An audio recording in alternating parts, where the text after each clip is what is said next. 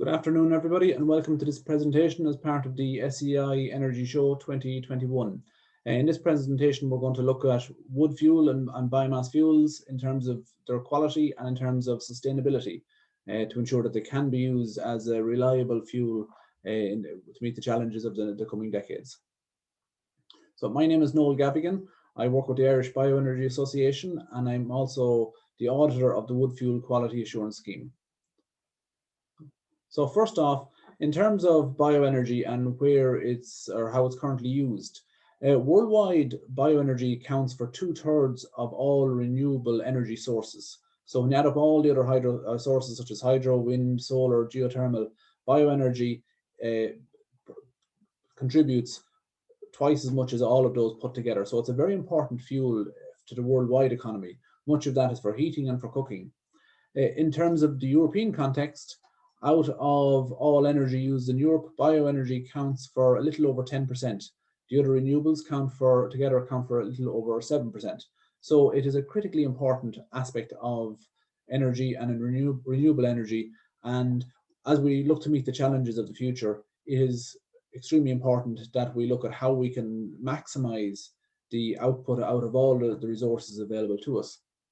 So within these slides, what we're going to go through is wood and biomass fuel quality as a starter. Now, first off, why would we look at these areas?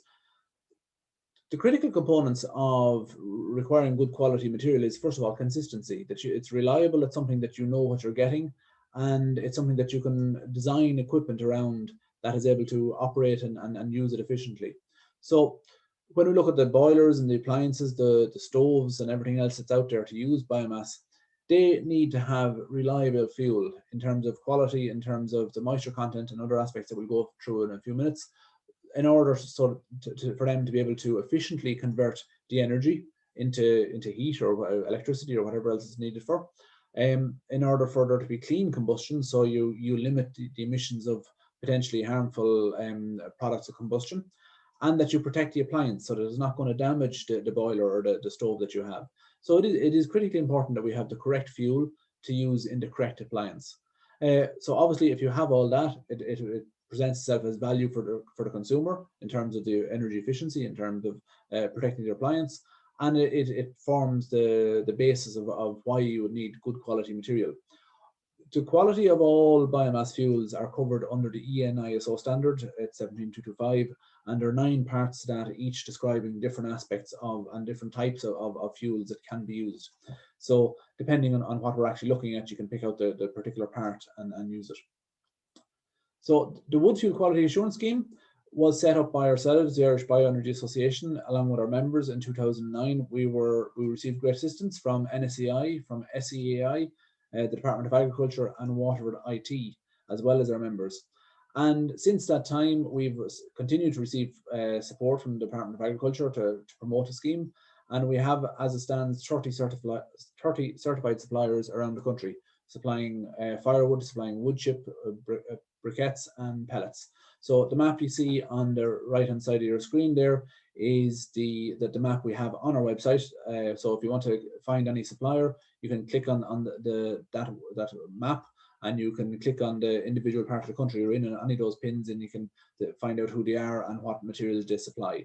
So it's a useful resource, and you can find that on the WFQA website. So what is the WFQA? The WFQA is basically a certification scheme for the suppliers of those fuels. So again, as we said, firewood, wood pellets, wood briquettes, and wood chip. So we do also certify other biomass fuels, but the call for that is relatively small. There's not too many other suppliers out there of other materials.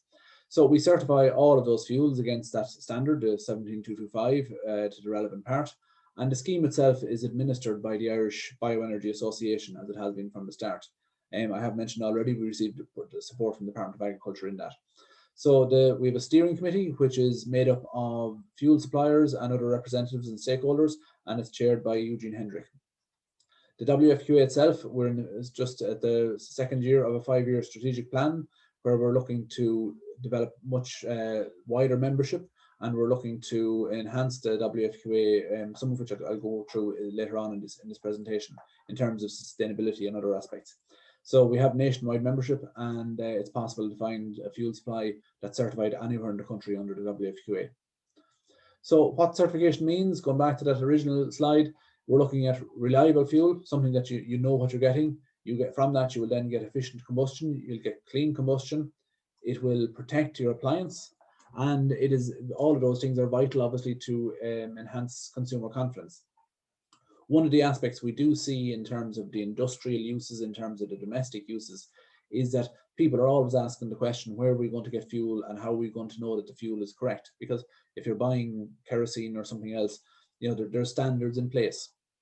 And you assume that when you buy a fossil fuel that you're going to get a consistent product. Well, we have the very same for wood fuel.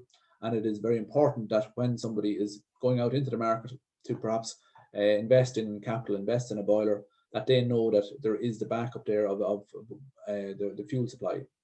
So again, as we've said, the WFQA is running for over 10 years at this stage, and the fuel chains fuel supply chains are well established at this point in time. So it's important, and the WFQA had a good part in ensuring that conference has grown over the years.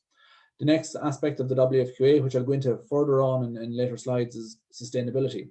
We have to ensure that our fuel supply, the biomass we use, is properly sustainable, because there are questions, obviously, that you can't be using, for example, wood that comes out of a rainforest in Brazil, or nor can you be using wood fuel wood chip that you've gotten from cutting down an oak tree that's a natural part of the environment. You have to use it in the correct way, if it's and take it from the right ecosystem. So that's a critical component of what the WFQA does, and I'll go through the details in that later on. The WFQA itself is also now a requirement for the support scheme for renewable heat. You do need certified fuel to the level such as the WFQA. So if you're involved in industry and you're looking at acquiring a low carbon source of heat, biomass is ideally suited for all high grade heats and high temperature heats. You can do so and receive support under the support scheme for renewable heat, SRH, and you will be doing so with the proper fuel quality to meet the clients that you have installed. So in terms of the products and what we look for in certification, the first thing we look at is wood logs.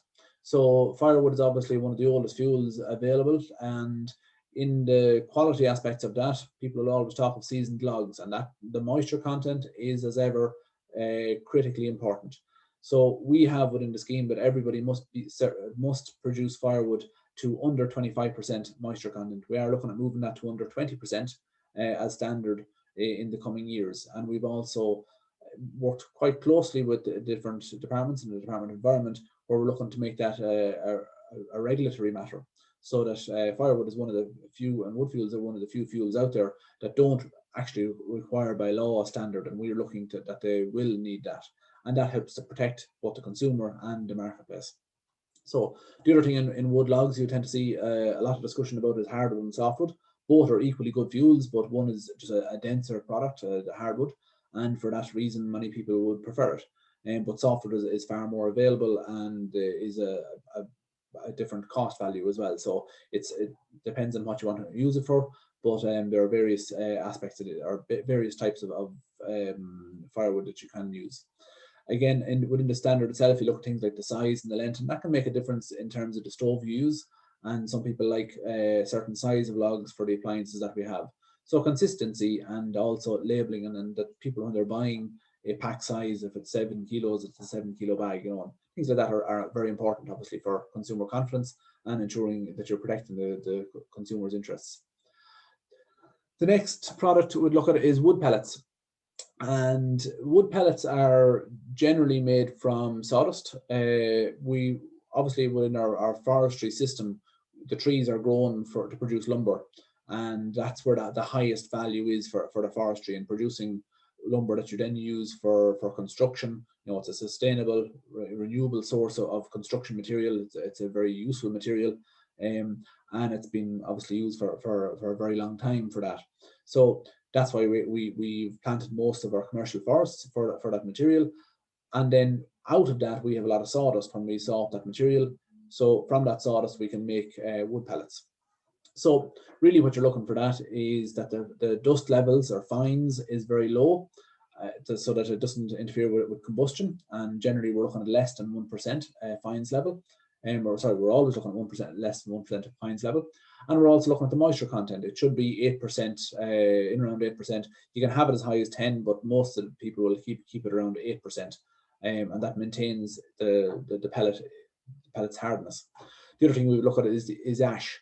And the ash itself is generally more associated with bark being in any product. When you have heartwood, which is the internal part of the tree, your ash content tends to be quite low. So because this is generally sawdust material, the bark has already been removed before it's sawn up. So you tend to have a very, very low level of ash for that reason. After that, in terms of quality, you are looking at delivery, because pellets, you need to protect them. You need to make sure they don't get wet, or they will break apart, and you need to make sure that they're not roughly handled. That will also cause them to break down, and you will end up having a high level of fines, which will impact proper combustion. So in every aspect in terms of pellets, you're looking at ensuring that the pellet is able to be transferred from the manufacturer to your stove or to your boiler without being damaged, or without the quality being altered. So the other main product we would look at is wood chip. Wood chip would be a high volume product. It's very suitable for industry, for large and small scale industry, and it's one of the cheapest wood fuel, or it is the cheapest wood fuel you will come across. And it is also that material that lends itself for much larger boiler types. So into the multi-megawatt high industrial scale, it's ideal for that. So what you're looking at for quality there is the size profile, so that basically the chip size, so that it will fit through different augers. Obviously, larger boilers will tend to have larger augers and can take a rougher material, whereas the smaller boilers want to have a finer size of chip. Moisture content is also of critical importance to this. It would depend on the boiler itself. You can have some boilers are designed to take wood chip up as far as 45% and even above that, whereas the majority of boilers we would see will like it under 35, and usually the wood chip is delivered at 30% and under. And the boiler is designed to operate with moisture contents at that level. So again, it's a high value product or high volume product, and it's something we are seeing more and more of, especially through the SSRH scheme, which is now open. The next thing to look at is wood briquettes. It'll be the last wood product that's there. And again, this is where you can take your byproduct from sawmilling or from other wood processes, where you've got a fine product. You can briquette that into a product that you can then use in a stove. So it's ideal for taking material which doesn't really have much other use and producing a high value fuel that you can use within the domestic home. So it's an ideal way of using that material and getting the best use out of it. So again, you're looking at this, the fines level is an important quality parameter. Really what you're asking there is that it's a well densified, it's a hard product, it's not going to break apart. So it's important that it maintains its shape, similar to a piece of wood, a log. It'll burn better in your stove when that happens. So the next thing is moisture content. Again, you're looking at low level, 8%. If they get wet, they tend to break apart. So you want to keep it below 10%. Again, the wood content, whether it's hardwood or softwood, will have a slight impact on the ash content, but you'll tend to see a bit more bark wood in that as well. So the difference between hardwood and softwood, really, when it comes to briquettes, is sometimes if you're using hardwoods, they might not bind as well. You might need to use a binder, because softwood works a lot better because it's a higher lignin content. So that's really the aspects of that. And the picture we have there is of actually willow. So that is a crop grown directly to produce this fuel. And it's a very good way of taking normal farmland and being able to produce a product that you can use in the domestic home. And the turnover is quite fast. You can plant willow and be producing logs off that within 3 years. So it's a very quick way of looking at instilling sustainability at a farm level. So the next thing to look at is sustainability itself. So we have to be very, very careful in terms of the materials we use and the impact we have in the actions we take. So sustainability is a critical component of the WFQA, but it is also, and as I'll outline later on, within the EU, the RED II directive really covers the sustainability aspects, and it's a critical component of all this. So the first thing we need to look at in terms of sustainability, well, is what's there in terms of policy, what's there in terms of legislation. So as I said earlier, the RED II directive is there. It is the overarching piece of legislation that covers all sustainability for materials. It's a very robust piece of literature, and it's something that's on my desk all the time. I would possibly refer to it at least twice or 3 times a week, depending on what's happening. Very useful piece of information, and it sets the criteria, which I'll go into some of them in the next slide, and some of them are here as well.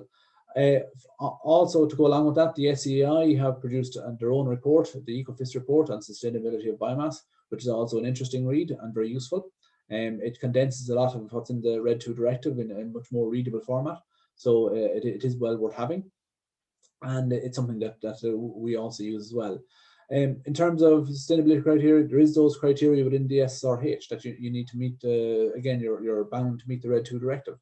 So as I said, I'll go into the individual aspects of that shortly, but the first aspect we look at is greenhouse gas emissions. So this is all about reducing carbon emissions. So first of all, to meet the requirements of the RED II directive, you have to reduce your carbon emissions by at least 70% by 2021. So if you're producing a fuel, it must show that if you're replacing kerosene, that you're getting at least 70% reduction in greenhouse gas emissions by 2021 by doing that, and by 80% by 2026. Now, invariably, we see firewood and wood chip having a much greater reduction compared to that, and I'll show you some of the figures later on. So, it's as much as it's 90% plus reduction. So, we're well on there, and that last couple of percent is really coming from transport, from trucks, and from machinery that's been used to produce the fuel in the first place. So there are maximum emissions there. So that sets typical maximum emissions of 24 grams, and we'll look at those figures later on, by 2021, and 16 grams by 2026 that you must meet to be RED II compliant. The other thing is that the RED II compliance, the directive looks at is, and this is all about protecting the natural environment, and it is a really detailed piece of the legislation, and it's something that we are adopting here in Ireland. It becomes, we will all have to have it in place by the end of this year. So first of all is the legality of harvesting. So that looks at what legislation is there already, and we have lots of governance over how we harvest our forests here through the felling licensing system. So in fairness, that covers it all completely and would in line with the RED II directive. So we're quite happy with that, and we're using that. The next thing is to look at forestry regeneration, and that goes hand in hand with the last bullet point there, which is long-term forest production capacity. So really what that is about is the idea of going in and clear felling a forest for energy just doesn't stack up. That's not something that you can do. Really and truly what you're looking at is that you are managing your forests in a sustainable fashion. If you're maybe felling for certain things like lumber, and that's different. But really and truly, when it comes to energy, it's a mop-up procedure. You're taking material that doesn't have an economic value in terms of lumber. It's not usable for that. So you're looking at tinnings, you're looking at pulpwood, things like that, and side branches, tops. So protecting the forest and that it's harvested in the correct manner is critical within the RED II directive, and there are loads of guidelines and requirements within that. The next aspect is protection of certain ecosystems. So your wetlands, your peatlands, it's a critical component of that. So that is inbuilt into the RED II directive, and because it's in the RED II directive, it's also becoming part of the WFQA. And finally, the protection of things like soils and biodiversity. Soils is a finite resource. It's not, you wouldn't consider renewable in the fact that it takes 100 years plus for topsoil to regenerate if it's removed. So really, it's very important that we protect soils, and it's really important that we protect the biodiversity within the local environment. So all of those aspects come in under the RED II directive, and in fairness, it's a robust piece of guidance that we use on a regular basis. Finally, just to look at those greenhouse gas emissions again, I had mentioned earlier on about the reduction requirements, and we start off, the base is seen as kerosene. So the emissions from kerosene, we get 80 grams of CO2 released for every megajoule. that we get from kerosene. We need to get a 70% reduction by 2021, by this year, and an 80% reduction by 2026. So that means we need to have it under 24 grams now, and we need to get it under 16 grams by 2026. As you can see, wood chip and wood pellets are very much below that. The wood chip is down at a 95% reduction, so that does not have any issue in meeting the requirements, and will not for a very long time. Wood chip will always be there. Certain aspect things like biogas from animal slurry, just put it in there for comparison, you actually have a minus, because if you're putting biogas, animal slurry into a biogas plant, you're eliminating other emissions. So it just takes, this is all a life cycle analysis, and just shows that different sources can have very different attributes. If you're looking at biogas from grass, it's up at around 43. I won't go into this in too much detail, but there's a lot of discussion over whether that figure is right or not. And by comparison, then we've heat pumps there when the grid is the emissions from the grid, when we first done these calculations, around 400 grams per kilowatt hour. Now that has reduced significantly, and we see it regularly at around, often down as low as 200, when we're putting more and more wind on the system. And it tends to work in around 300 most of the time. So at 36, if you brought it down to 200, it'll be at 18. So it would meet the requirement today at 18, but it wouldn't meet the requirement in 5 years' time. So we do need, obviously, far greater penetration of wind power and everything for heat pumps to be considered sustainable under the RED II directive. So it's just something to watch out for on that, but it's a central aspect of where, the wood chip, the wood pellet, the firewood would come in around the same level as wood chip there, if not slightly less. So it just shows that the wood fuels really have a dramatic impact in our emissions going forward. So that's it basically. If you want to contact us at any time, or a lot of the aspects I discussed there are also in our webinar series, but you can contact us at any time as an organization. We're more than happy, or SEAI, to fill you in any more details on that you might be interested in. So after that, just thank you very much, and I hope you enjoy the rest of the energy show, and we do hope to see you all next year, when we have hopefully an underground event where we can all meet and greet each other as per normal. Thank you very much.